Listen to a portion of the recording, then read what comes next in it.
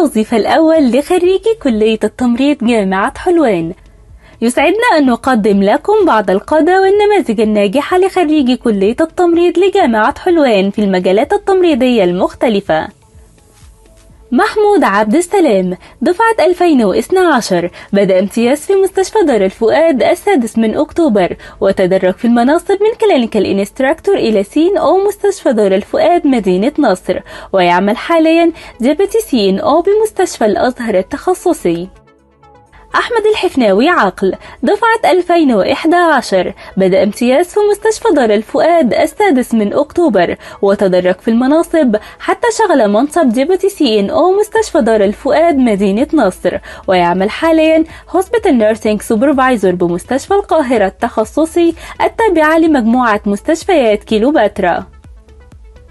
إبراهيم أحمد عبد الحليم، دفعة 2011، بدأ امتياز في مستشفى دار الفؤاد 6 أكتوبر، وتدرج في المناصب حتى شغل منصب هوسبيتال نيرسينج سوبرفايزر.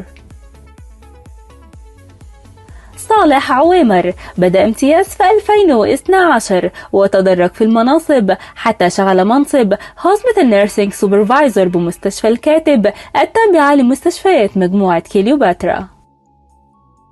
محمد سعيد محمد، دفعة 2011، بدأ امتياز في مستشفى دار الفؤاد 6 أكتوبر، وتدرج في المناصب حتى شغل منصب هوسبيتال نيرسينج سوبرفايزر.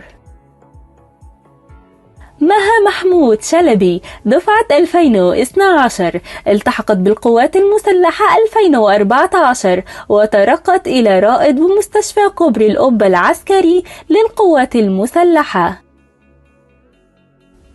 مي مجدي عبد الحليم، دفعة 2012، التحقت بالقوات المسلحة 2015، وترقت إلى نقيب مجمع الجلاء العسكري.